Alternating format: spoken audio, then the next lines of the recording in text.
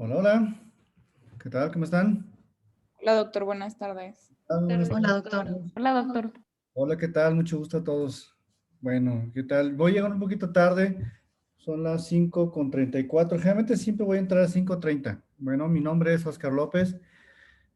Voy a ser en estos próximos 3, 4 meses su profesor de infectología. Eh, bueno, tenemos muchas cosas que hacer todavía. Hay mucho material que revisar. Y bueno, espero que la materia para ustedes les vaya a ser interesante.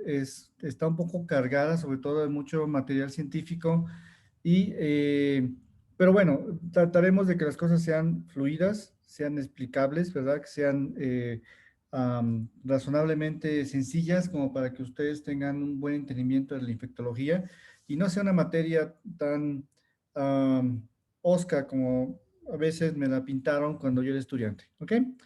Bien, les voy a compartir mi pantalla. Déjenme ver.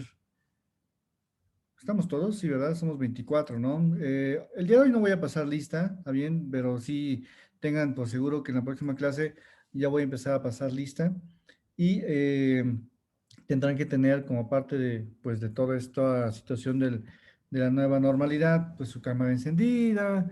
De vez en cuando voy a tomar una toma de pantalla para ver si están o no están, ¿verdad? En fin. Digo, son cosas que se hacen ya y que seguramente están todos ya acostumbrados en estas clases en Zoom. Juan empezaron a tener clases ya el lunes, ¿no? Sí, doctor. Sí, Sí, doctor, el lunes bueno, empezaron. pues ok. Bien, poco a poco vamos a irnos conociendo, ¿está bien? Ahorita la clase realmente es una clase de presentación. Les voy a dar una pequeña introducción acerca de la infectología. Y lo que sí me interesa mucho es, ahorita les voy a compartir la pantalla. Me interesa mucho sobre todo. ¿Dónde está? ¿Dónde está? A ver, déjenme ver. Necesito que vean la plataforma ya como tal.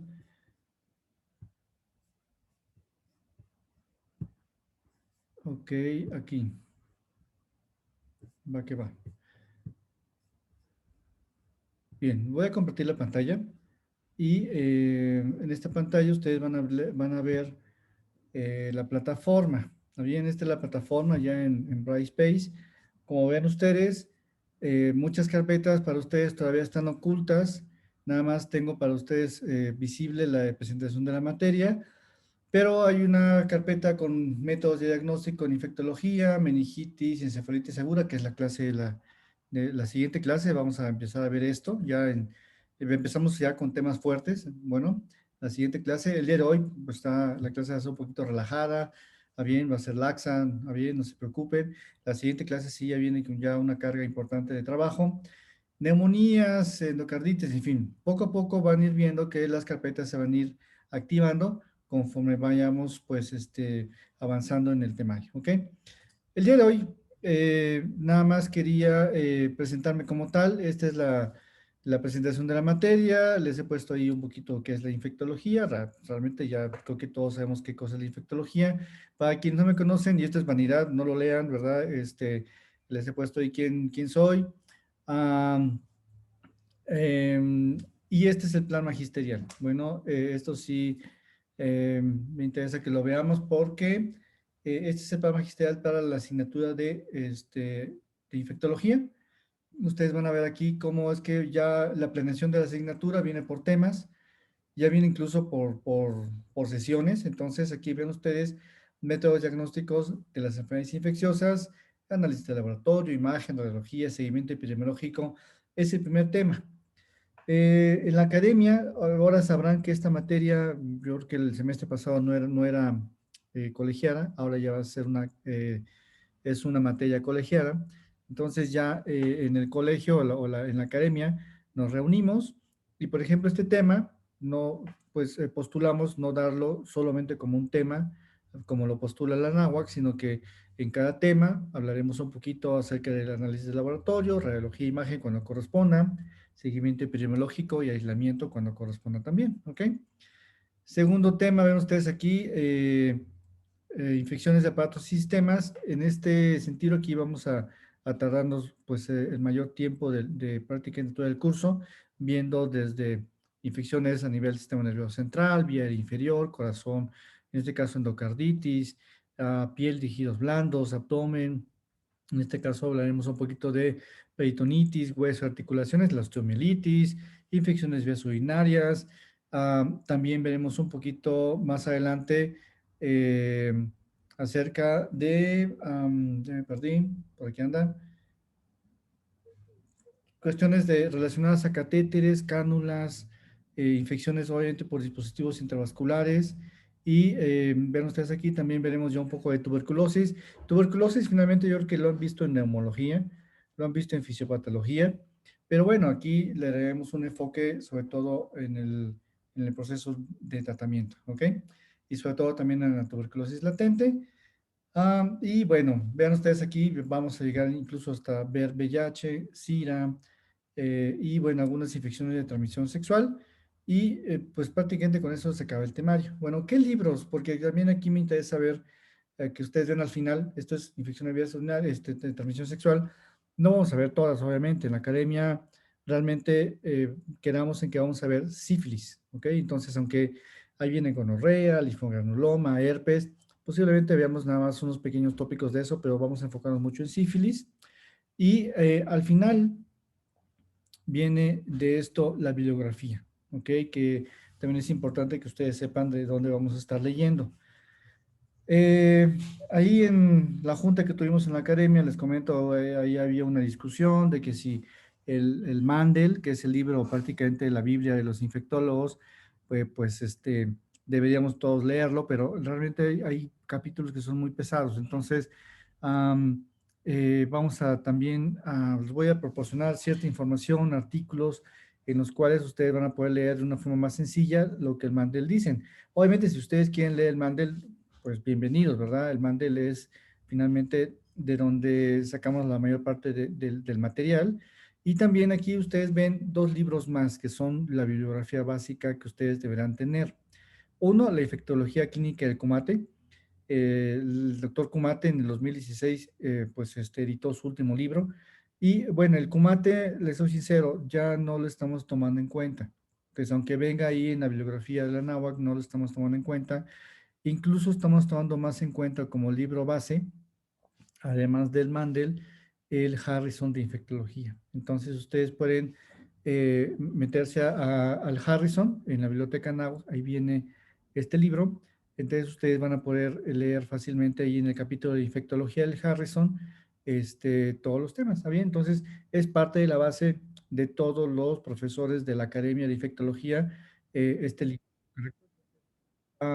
Pues si voy a dudas, entonces vamos a irnos sobre el Harrison, el Mandel, bueno, y bueno, ahí vienen otros dos libros, ¿verdad? Pero los dos básicos son esos dos libros, ¿está bien? Por ahí también encontrarán un libro más que es un poquito más pequeño, más conciso, ¿está bien? Se llama Ferris, ¿lo han escuchado?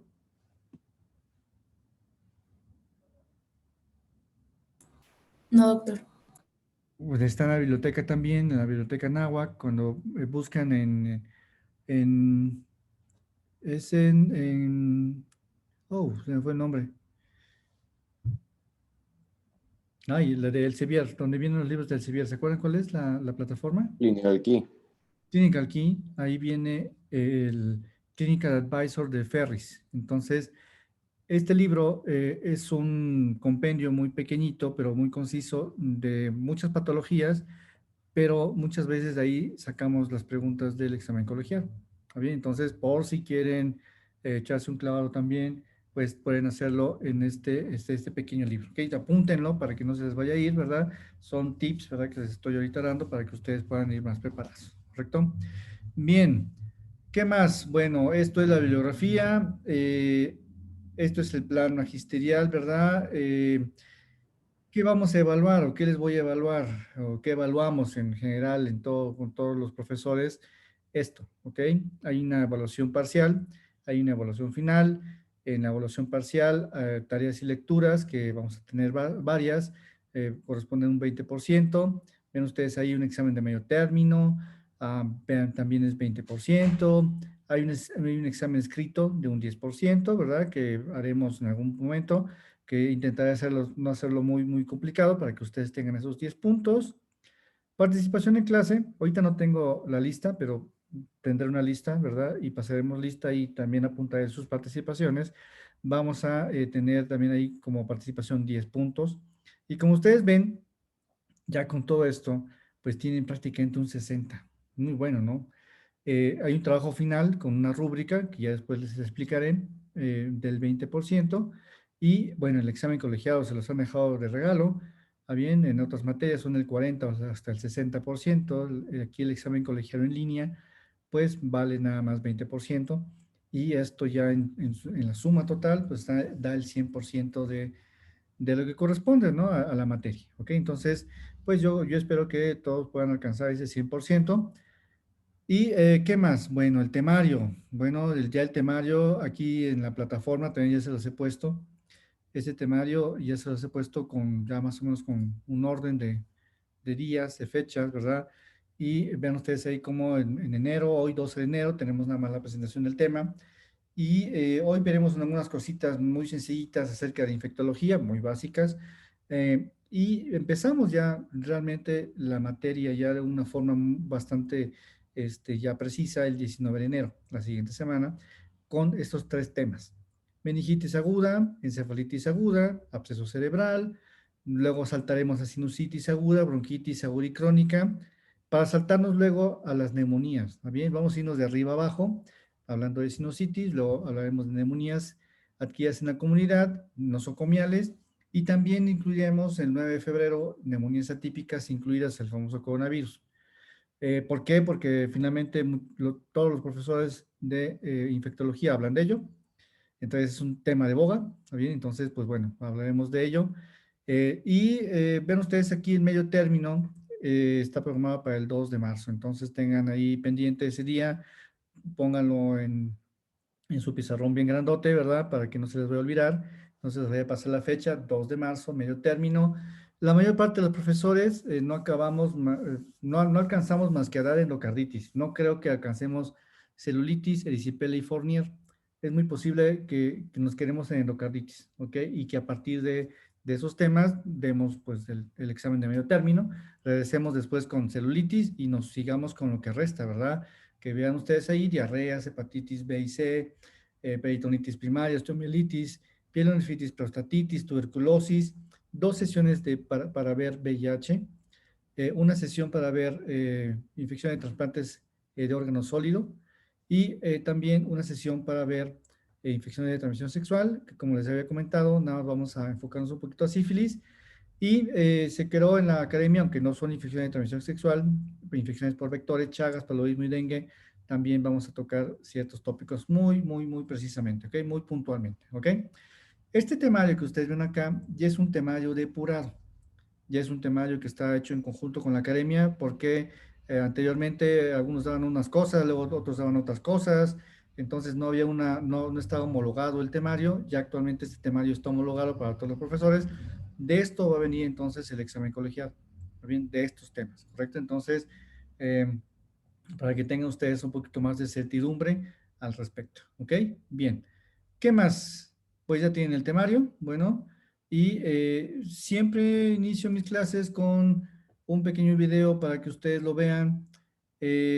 Siempre los he considerado a todos ustedes, no los conozco a todos, ¿verdad? Seguramente algunos ya los conozco. No les veo ahorita, no les veo sus caritas, pero yo siempre los he considerado como mis leones. Ya sabrán por qué. Este video ya lo han visto seguramente en alguna otra ocasión.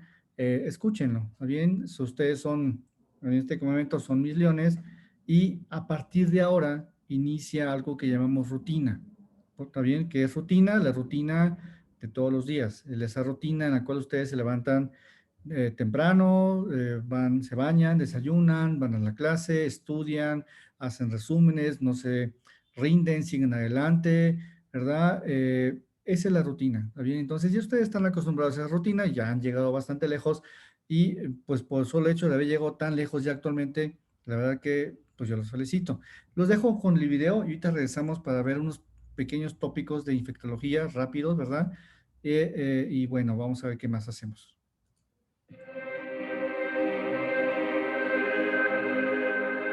Levántate y brilla. 6 de la mañana y no llegas a apagar la alarma antes de que las voces de tu cabeza te digan que es muy temprano, hace frío y está muy oscuro para salir de la cama. Tus doloridos músculos siguen en rebelión, fingiendo no escuchar a tu cerebro ordenándoles que se muevan. Una legión de voces gritan al unísono que pulses el botón de repetición de la alarma y regreses a Sueñolandia. Pero tú no pediste su opinión. La voz que decidiste escuchar es la del desafío. La voz que hizo que pusieras esa hora en la alarma en primer lugar. Así que prepárate. Pon los pies en el suelo y no mires atrás porque hay trabajo que hacer. Bienvenido a la rutina. Cada día es un conflicto entre el camino fácil y el camino correcto. 10.000 senderos se abren ante ti como el delta de un río, y cada uno de ellos te promete un camino más sencillo. Pero el caso es que tú vas río arriba, y cuando eliges esa opción, cuando rechazas lo que es cómodo, lo que es seguro, y lo que algunos llaman sentido común, ese es el día 1. A partir de ahí se hace más duro. Así que asegúrate de que esto es lo que quieres, porque el camino fácil siempre estará ahí, preparado para que lo tomes. Todo lo que tienes que hacer es detenerte.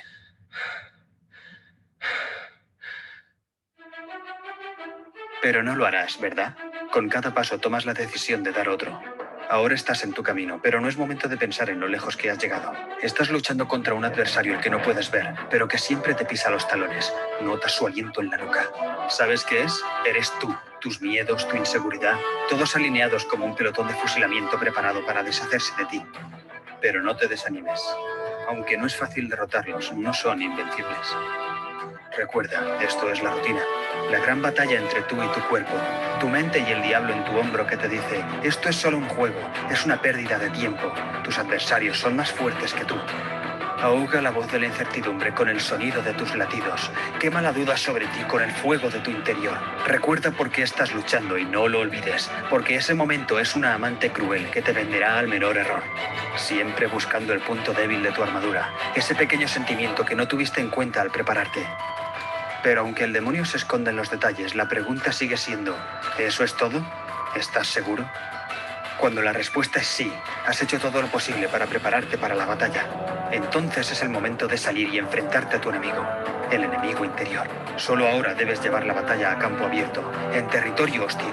Eres un león en un campo de leones, y todos queréis cazar la misma presa esquiva, con un hambre desesperada que dice que la victoria es lo único que te mantendrá vivo. Así que crea la voz que te dice que puedes ir un poco más rápido, que puedes lanzar un poco más lejos, y que para ti las leyes de la física no son más que una sugerencia. La suerte es el último deseo de los que aún creen que se puede ganar por accidente. El sudor es para los que saben que la victoria es una elección. Ahora decide, porque el destino no espera a nadie.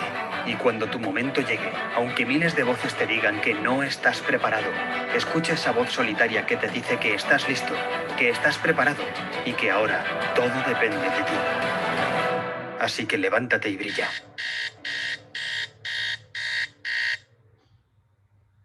Y eso es lo que deseo para todos ustedes, ¿ok?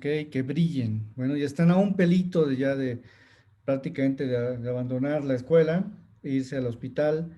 Sí, ¿no? ¿En cuánto les falta para ir al hospital ya?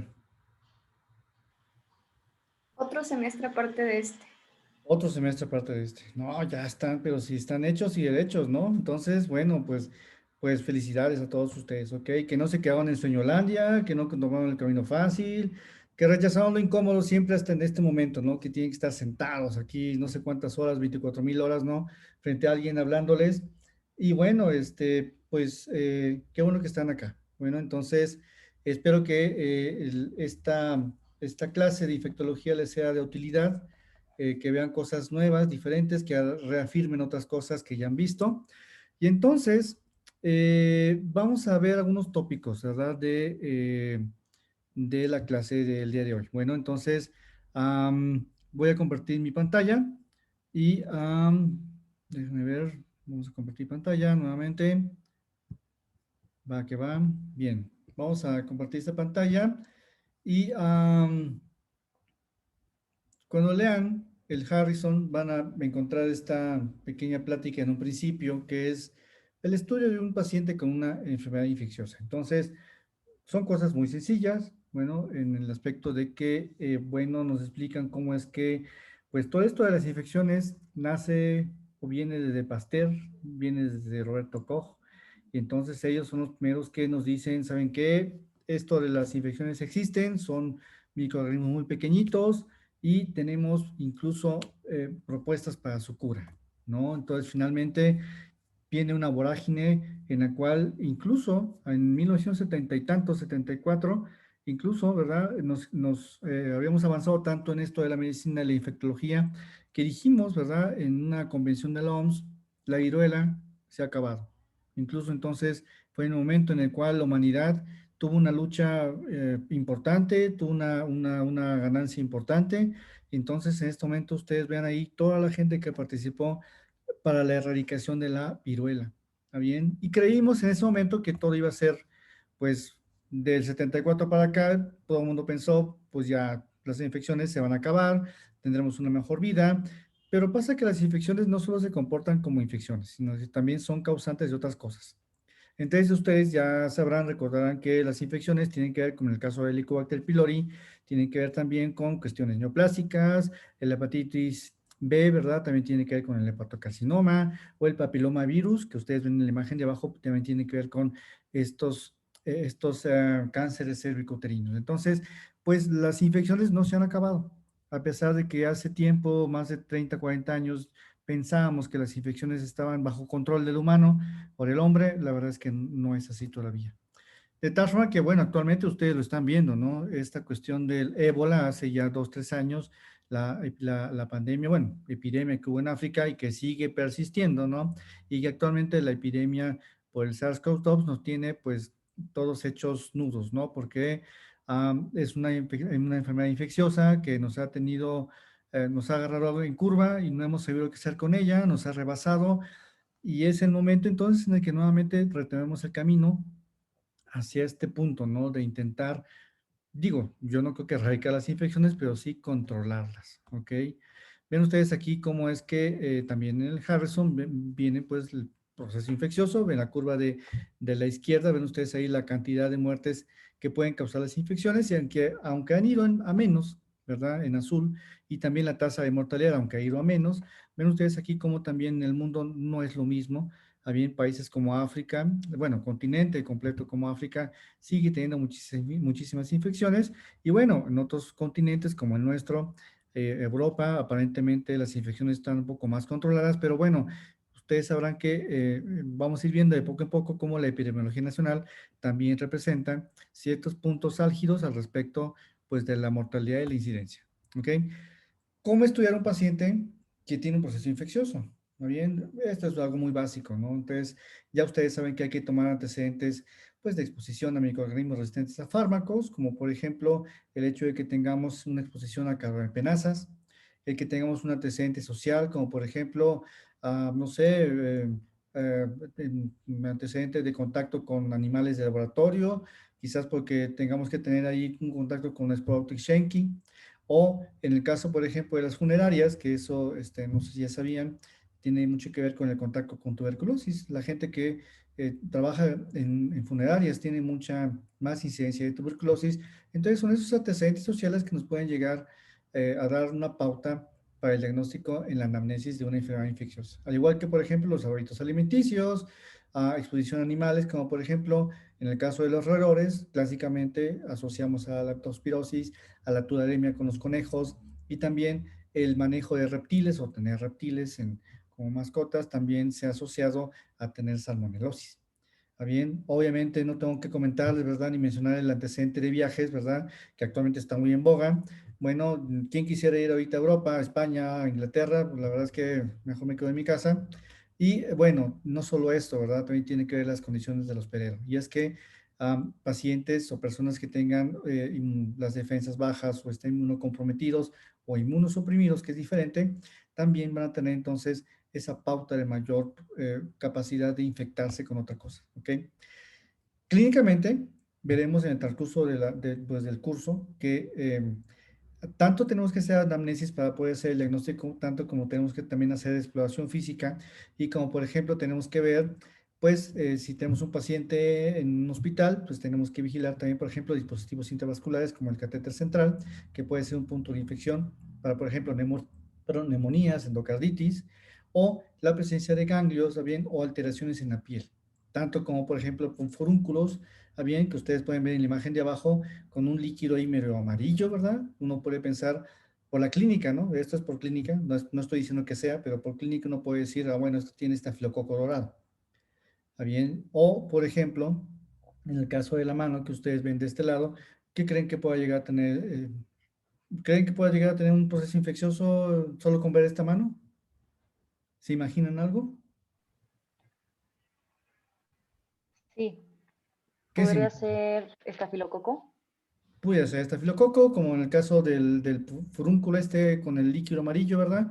Que el furúnculo amarillo, como ustedes ven ahí, ahí sí tiene estafilococo, porque bueno, está el estafilococo epidermidis, pero en el caso de la mano, muy característicamente, y eso lo vamos a ver, por ejemplo, en las meningitis, ¿ok? Meningitis causa con este tipo de procesos, ¿está bien? O incluso septicemias, bueno. Entonces, son datos clínicos que nos van a dar, cada enfermedad nos va a dar un tipo de característica clínica que tendremos que, pues, explorar y estar pendientes, ¿no? No todas las infecciones dan este tipo de características, como por ejemplo el SARS-CoV-2, pues no da, sí da alteraciones en dermis, ¿está bien? Sobre todo edema, sobre todo exantemas en miembros pélvicos, pero es muy característico, ¿no? A veces enfermedades como estas, ¿está bien? La de la manita, una meningitis, ¿está bien? Da muchas características de ese tipo y hablamos pues de estreptococo, ¿está bien? Entonces, vean ustedes cómo la clínica nos puede ir guiando, obviamente, en esta exploración física, ¿verdad? En esta búsqueda de las enfermedades, ¿ok? Y pues obviamente ya saben, ¿no? Que en medicina no nos basamos solamente en la clínica, solo que fuéramos pues muy buenos exploradores, ¿verdad? O tuviéramos una técnica francesa exquisita y perfecta, posiblemente pudiéramos hacer diagnósticos solamente con la clínica. Actualmente ya nos tenemos que guiar también con estudios bioquímicos, de citometría, estudios de imagen. Entonces tenemos que estar muy pendientes, por ejemplo, de estas cosas muy básicas, ¿no? Que el recuento leucocitario, ¿está bien? Siempre nos preguntamos en los procesos infecciosos cómo están los neutrófilos, cómo están los polímeros nucleares, en el caso de los virus, cómo están los linfocitos, tenemos eosinofilia, no tenemos eosinofilia, en el caso de las parasitosis, ¿verdad? Y algunos marcadores inflamatorios como la velocidad de sedimentación eritrocitaria, la PCR o proteína C reactiva, la procalcitonina también, que es uno de los pues vertientes actualmente muy importantes al respecto de las infecciones bacterianas y también algunos estudios muy específicos, ¿no? En el caso, por ejemplo, de meningitis, tenemos que ir a buscar precisamente ese líquido cefalorraquídeo, a ver si tenemos proteínas, tenemos también ahí el leucocitos o nucleares, no encontramos nada, ¿verdad? O tenemos que hacer cultivos, ¿está bien? Cultivos de múltiples lugares, ¿está bien? Entonces, es una búsqueda que hay que estar haciendo continuamente, al igual que en un momento dado tendremos que pues indagarnos con imágenes, ¿está bien? Radiografías, tomografías, histoscopías, endoscopías, bueno, biopsias, ¿correcto? Entonces, todo esto nos va dando un acervo, ¿está bien? Una serie de información que nos va a dar finalmente el diagnóstico de este paciente con un proceso infeccioso. No es sencillo encontrar a veces el proceso infeccioso. ¿Saben cuál es el coco del médico internista? No, doctor. Cuando llevaban en medicina interna les dijeron cuál es el coco, tuvo el valor del médico internista de decirles este es mi coco, ¿no? No hemos llegado a interna, doctor, ¿No llegó a la hasta el interna? próximo semestre. Ah, yo pensé El que iba a la próximo interna. semestre. Bueno, les cuento, ¿no? El coco del médico internista, porque también fue mi coco mucho tiempo, es la fiebre de origen desconocido. En serio. Son unos protocolos para saber la fiebre de origen desconocido. ¿Está bien? Es un protocolo escalonado y que para empezar, pues descartamos o tratamos de aseverar procesos infecciosos, ¿no? Entonces, sí hacemos todo esto. Incluso hacemos punciones lumbares en pacientes que no tienen datos de meningitis, por ejemplo, o de focalización en búsqueda de, pues, procesos infecciosos. Entonces, vean ustedes ahí cómo llega a ser importante, ¿ok? Bien, esta es una parte de la plática. Les voy a compartir otra parte de la plática que tengo de este lado y que es, habla un poquito acerca, pues, de estos métodos de diagnóstico, ¿está bien? En el transcurso de todo el curso, ¿está bien? Hablaremos algunos tópicos acerca del diagnóstico de laboratorio de estas enfermedades infecciosas y pues ya sabrán, ¿verdad? A lo mejor, de hecho, bueno, a lo mejor no lo saben, pero en los hospitales médico internista, el interno, el médico infectólogo, el médico cirujano, siempre están en búsqueda del proceso infeccioso. Entonces, esta búsqueda del proceso infeccioso sí pareciera que fuera un proceso de búsqueda muy sistémico y meticuloso, como si estuviéramos siendo Sherlock Holmes, porque finalmente a veces es complicado encontrar el proceso infeccioso. Entonces, hay muchas cosas como podemos hacer este abordaje del proceso infeccioso mediante estudios de laboratorio, pueden ser mediante microscopía, pueden ser mediante cultivos, que conforme vayamos viendo los temas, iremos viendo de forma muy particular qué es lo que tenemos que hacer con cada una de las infecciones que vayamos viendo. Por ejemplo, la próxima semana veremos meningitis, veremos qué es lo que hay que hacer, cómo se aborda, qué es lo que tenemos que investigar, ¿verdad? Estos estudios, bien, que son muy básicos, bueno, pues se basan en la observación microscópica. También se basan, por ejemplo, en la capacidad de proliferación de estas bacterias, bueno, pueden ser virus incluso, dentro de cultivos especializados de crecimiento. Tienen también, pueden hacerse también fenotipos, bien, características muy específicas o mediante las características de fermentación de la bacteria dentro del propio cultivo o dentro del caldo de cultivo. Y entonces, de esta forma, vamos viendo las características de este microorganismo y podemos incluso, en el caso de los virus, ver el efecto citopático. ¿Está bien? Entonces, vean ustedes cómo es que estas cosas son muy básicas, ¿verdad? En infectología, pero que ustedes tienen que ir viendo, ¿no? Cuando vemos, por ejemplo, un efecto citopático, cuando buscamos, por ejemplo, infecciones virales por herpes virus zóster, por ejemplo, o herpes virus simple, tenemos el herpes, lo ponemos o lo inoculamos en un medio de cultivo que tiene células vivas de carnero, por ejemplo, y vemos qué cosa, pues hay destrucción de la célula. Entonces, de esta forma es como más o menos vamos, pues, investigando esta cuestión. Muchas veces este tipo de investigación a nivel infectológica, pues es bastante fidedigna, ¿verdad? Pero tienen una desventaja, son muy lentas. Entonces, cuando tenemos en el hospital la urgencia de que el paciente tiene un proceso febril, posiblemente un proceso infeccioso, y yo necesito saber qué bacteria es, microorganismo, virus, parásito es el que está causando la infección para yo poder dar tratamiento y no ser empírico, entonces ese tipo de pruebas pueden llegar a ser lentas, entonces tienen esta desventaja. Y entonces se han creado actualmente, ya habrán escuchado quizás, del uso de sondas de ácido nucleico que son un poco más rápidas, más modernas, obviamente, y que esto nos dan diagnósticos más prontos.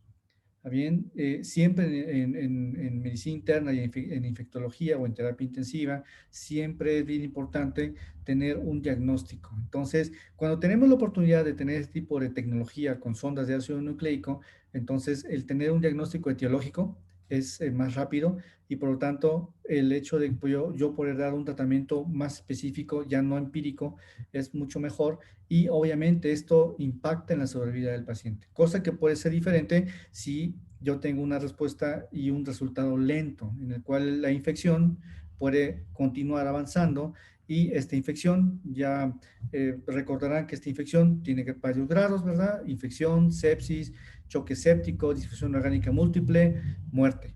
¿Está bien? Entonces no queremos llegar a eso y para eso es que hacemos este tipo de investigación. Bueno, ¿qué métodos de detección tenemos?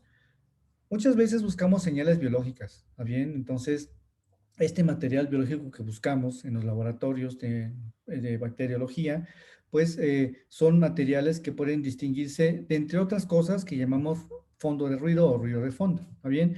Esta imagen que ustedes ven ahí es una imagen de una película con Judy Foster. No sé si la habrán visto, Contacto. ¿La han visto? No Doctor, no estamos viendo nada, creo. están viendo nada. ¿Por qué no me avisan? Qué barbaridad. A ver, Sí, doctor. Pensé que solo era mi problema. no, a ver, espérame tantito, entonces, ¿cómo es que no ve nada? No, cuando pase eso, dígame, doctor, no se ve nada. ¿Ven O sea, algo? doctor, nos quedamos en la primera diapositiva, como que sí se presentó, pero no estaba avanzando la presentación. ¿Ahora sí ya ven algo? Sí, Sí. doctor. Ya, doctor. ¿Ven esto? ¿Ven a mi querido Sherlock Holmes? Ya. Va, Sí, listo. les decía que buena que Ya, sea. doctor. Epa, ¿qué pasó?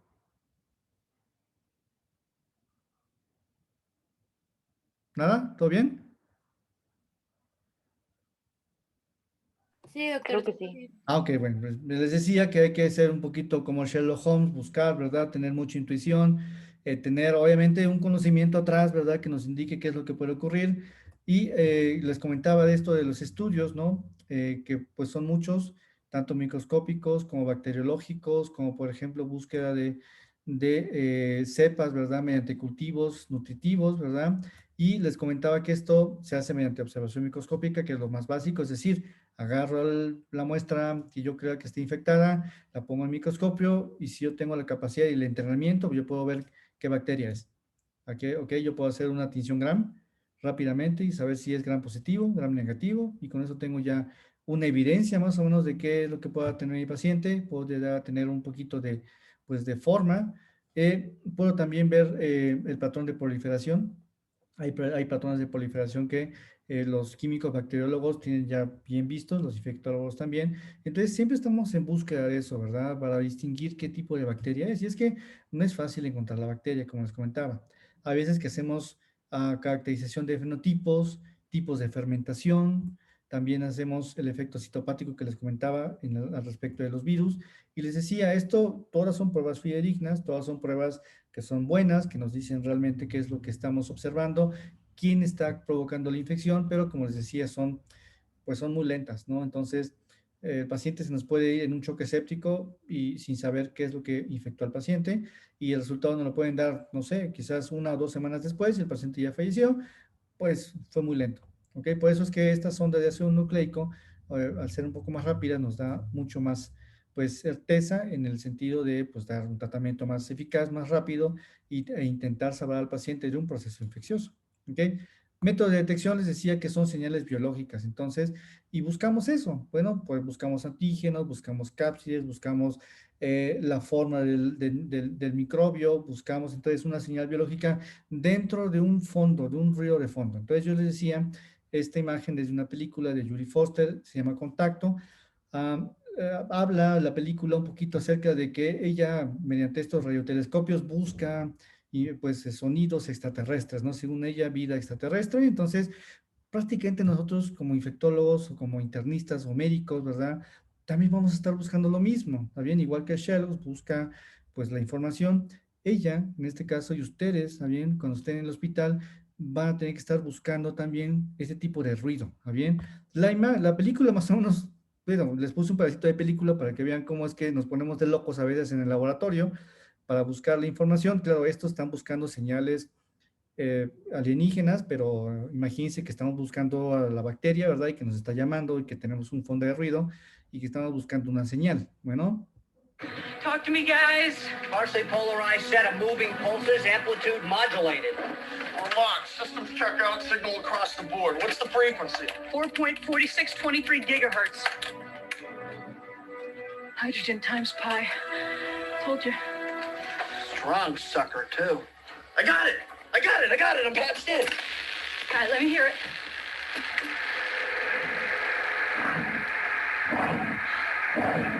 Listen to that. You make me a liar, Fish.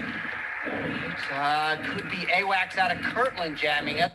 Bueno, en el caso de la película, ella encontró esa señal, ¿no? Alienígena y ya escucharon ahí que la encontró finalmente, ¿no? Igual, cuando encontramos una bacteria, cuando somos capaces de encontrar una bacteria, pues igual nos emocionamos porque al paciente pues ya tenemos un diagnóstico y como ven ahí, bien, usan mucha tecnología, también en el caso del laboratorio de infectología utilizamos mucha tecnología para poder encontrar a ese bicho, ¿verdad? Ese microorganismo que nos está provocando problemas, ¿ok?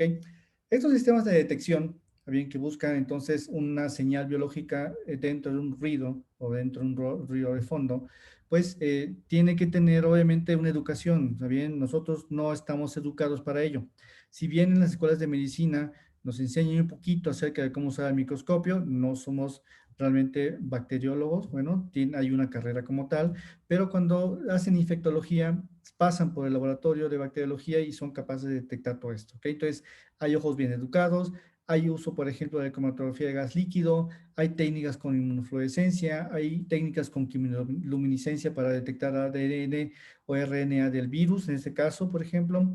Hay también se utiliza ionización de llama, al igual que, por ejemplo, técnicas de absorbancia de luz, cambios de la turbidez en el caso de los medios de cultivo y efectos citopáticos en líneas celulares en el caso de que cultivemos, por ejemplo, una muestra que consideremos que pueda tener un virus y que lo cultivamos en algún tipo de célula de carnero, por ejemplo, ¿ok?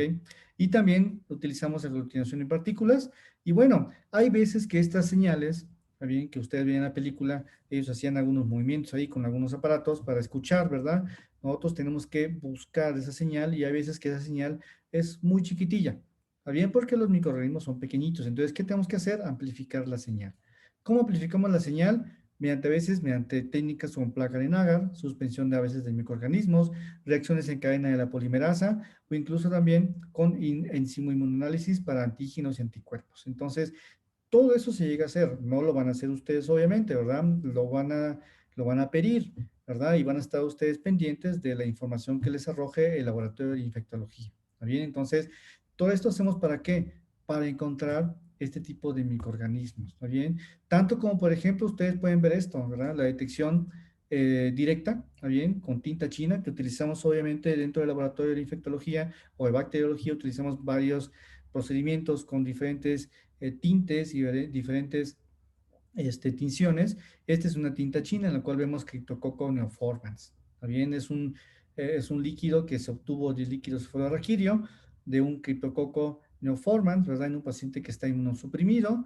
Y bueno, vuela, ¿está bien? Cuando tenemos este tipo de respuesta, ese tipo de evidencia en tinta china, pues ya decimos, wow, ya tengo el microorganismo, ya sé que tiene, ya por entonces ahora dar o intentar dar un tratamiento y salvar la vida. ¿Qué más puedo hacer? Puedo hacer una cosa como estas, ¿ok? Como esta visión en campo oscuro. Bien, esta visión en campo oscuro es una técnica muy sencilla, se utiliza cierto tipo de colorante y ustedes pueden ver, a ver si se logra ver, cómo es que se mueven, ven ustedes movimiento, ¿verdad? Ahí hay eritrocitos, hay polimorfos nucleares y en medio lo que se mueve son microorganismos, ¿está bien? Entonces, obviamente son técnicas por campo oscuro que tienen que ver con ciertos microorganismos muy específicos, bueno, sobre todo, por ejemplo, sífilis, ¿está bien? Son técnicas que se utilizan para este tipo de bacterias. Bueno, no se utilizan obviamente en todas, ¿está bien? Son técnicas, nada más son ejemplos de técnicas que podemos utilizar directamente con la microscopía. Bueno, de las tinciones, ¿está bien? Recuerden que hay dos tipos de tinciones. Bueno, los microorganismos, ya recuerden que se dividen en dos tipos grandes, que son los gram positivos, los gram negativos. Ya después, ya ustedes ya llevaban microbiología. Recordaremos en cada clase pues la importancia de uno u otro microorganismo, dependiendo de la patología que estemos hablando. Y bueno, en el caso, por ejemplo, de los esputos, las secreciones que uno puede expectorar, pues son importantes cuando llegamos a tener pues más de 25 polimorfos nucleares, pero menos de 10 células epiteliales, ¿está bien? Cuando llegamos a tener, y esto es bien característico porque les preguntan en el internado o en los exámenes, ¿está bien? O en el examen de residencia nos preguntan ¿cómo consideramos una secreción contaminada? Lo consideramos contaminada cuando tenemos más de 10 células epiteliales y bacterias de muchas clases. Entonces, cuando tenemos esto, la muestra no funciona, no sirve. Incluso tomar una muestra del laboratorio para llevarla a bacteriología y que ellos puedan determinar qué está pasando, qué bacteria está ocurriendo ahí, tampoco es sencillo, ¿está bien? Este tipo de técnicas con tinciones pueden descubrir incluso más de 10 a la 4 bacterias, pero sí hay que tener mucho cuidado durante la toma del tipo de muestra, ¿ok? Bien, hay tinciones diferentes, como esta tinción de ácido, es lo que ustedes ven ahí, es una tinción ácido alcohol resistente, es la tinción que se utiliza para ver tuberculosis.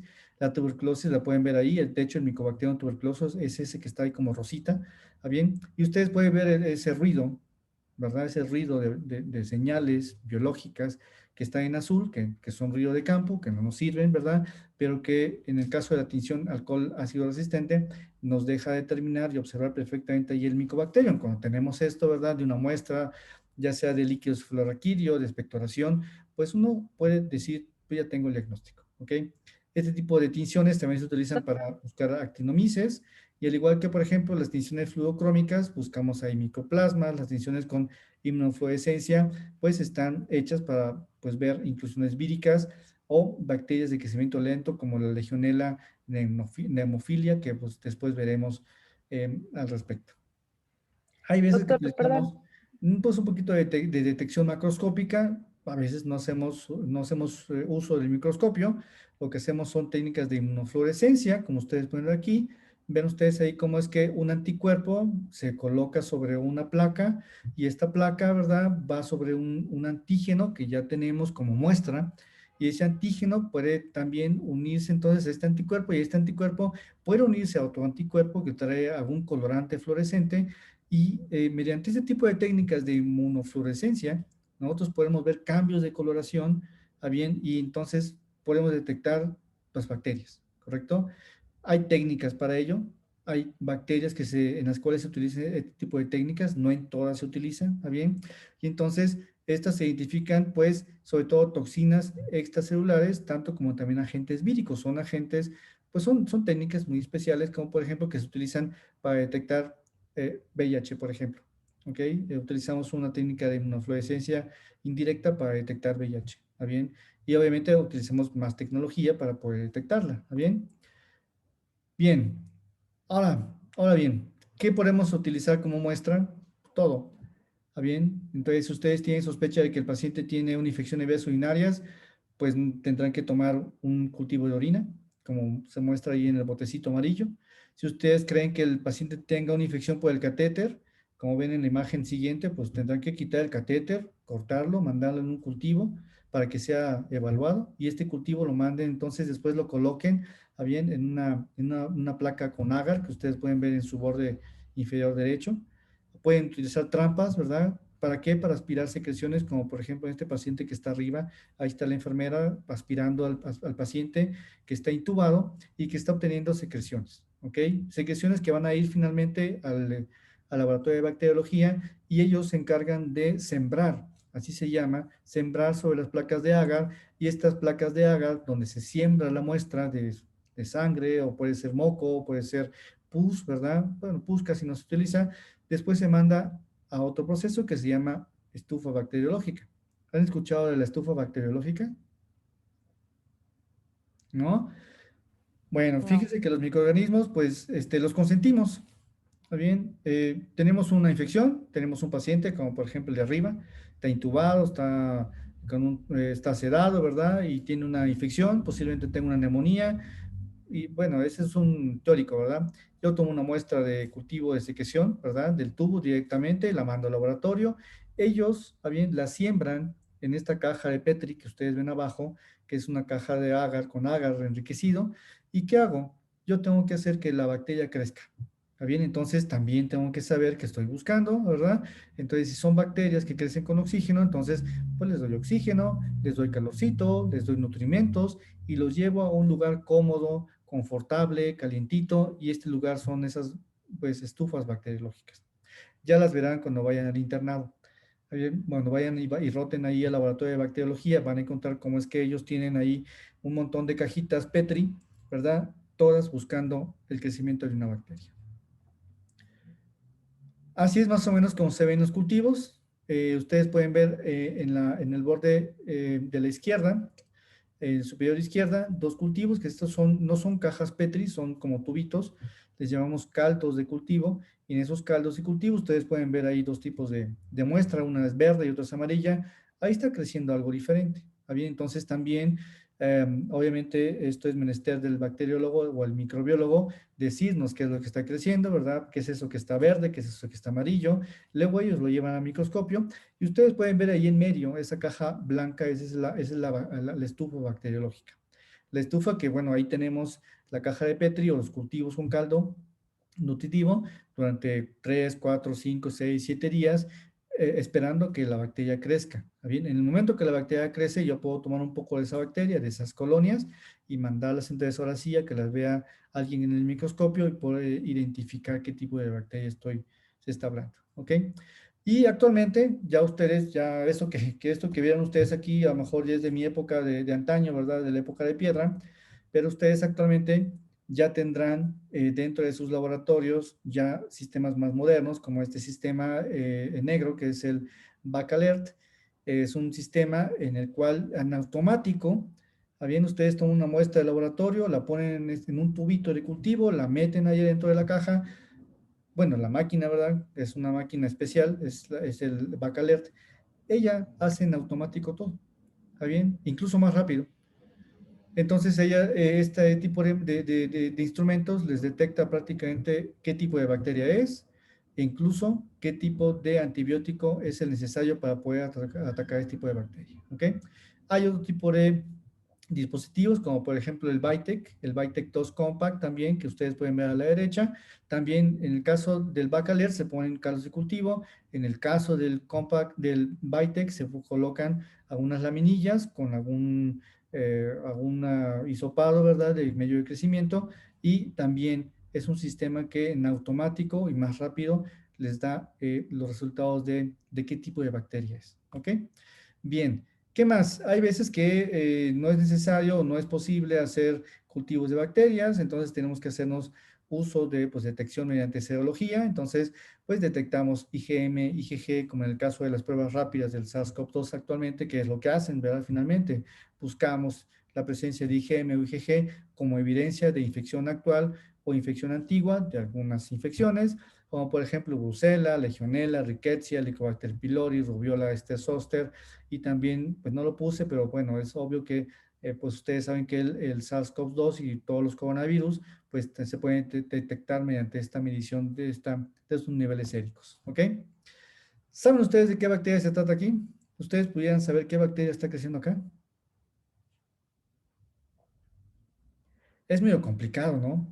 Uno tendría que tener ya mucha experiencia en el laboratorio, pero entonces, al ser muy complicado, entonces, hay cosas que tenemos que, bueno, digo, es cosa que es necesario que ustedes sepan, pero hay algo que llamamos fenotipicación clásica, y que en este caso buscamos el tamaño de las colonias. Ustedes pueden ver tanto aquí, esta es contaminación, ¿verdad?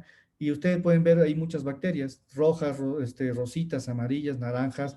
Hay unas como algodonosas que son hongos, bueno, y hay un montón de bacterias. Esta es una contaminación, pero en este caso, en esta caja de Petri que ustedes ven ahí con agar, sangre, pues obviamente ahí creció estafilococo dorado. Ustedes pueden agarrar una de las colonias, identificar tamaño, olor, color, hemólisis, incluso si tienen enzimas, si tienen la presencia de fluorescencia.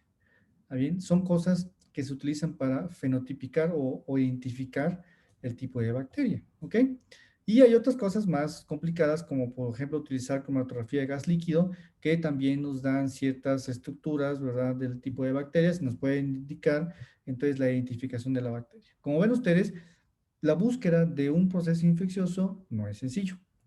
Bien, este tipo de técnicas, este tipo de visualizaciones con cajas de Petri, gram positivo, gram negativo, cromatografía de gas líquido, serología, todo esto lo vamos a ir viendo bien de clase en clase con respecto o dependiendo de la patología que vayamos viendo. Entonces ahorita pues no se preocupen, ¿no? Bien, yo más quise darles una idea rápida, ¿verdad? Un bosquejo muy rápido acerca de lo que se llega a hacer en un laboratorio de bacteriología y qué es lo que el infectólogo tiene que estar bien, bien consciente para poder hacer diagnósticos muchas veces ya etiológicos, ¿no? Porque finalmente muchas veces tenemos que dar tratamientos a procesos infecciosos de forma empírica, que no es lo mejor, ¿verdad? Es decir, yo creo que puede tener tal cosa y doy tal antibiótico, ¿verdad? Que eso debería de intentar eliminarse, pero bueno, ante la imposibilidad de tener la bacteria identificada pronto, tenemos que iniciar tratamiento de forma empírica, ¿ok? Estos son tópicos, también temas que vamos a ir viendo de poco en poco en este curso de aquí a mayo, ¿verdad? Con diferentes materias, diferentes patologías. Y bueno, creo que esta es la última. Bueno, se utilizan a veces, les comentaba, sondas de ácido nucleico, que pues esto es ya más moderno y específico. Y bueno, creo que esta es la última laminilla que les tengo para el día de hoy. No sé si tengan alguna duda. No, Yo, doctor. No, doctor, hasta el momento no. yo le quería preguntar, es que no alcancé Sé a que es notar complicado, digo, cuándo se quizás considera seguramente no les escucho. contaminada.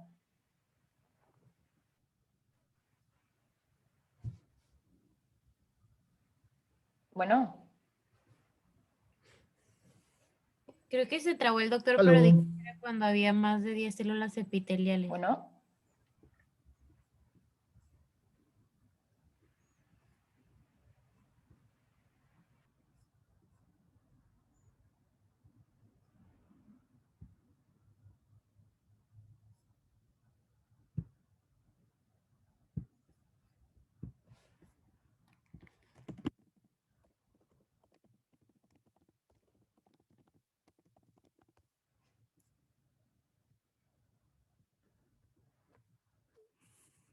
No los escucho.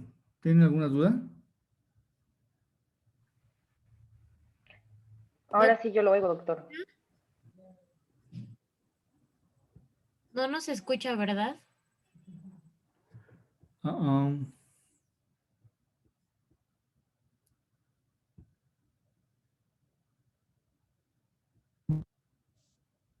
¿Ya me escuchan?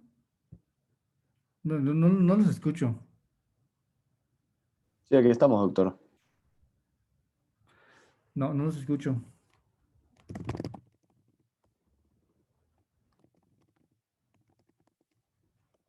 Doctor, es que no lo estamos escuchando. O sea, sí lo escuchamos, pero usted a nosotros no.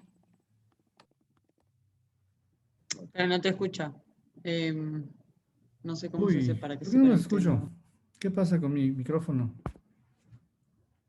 No lo sé. ¿Qué onda?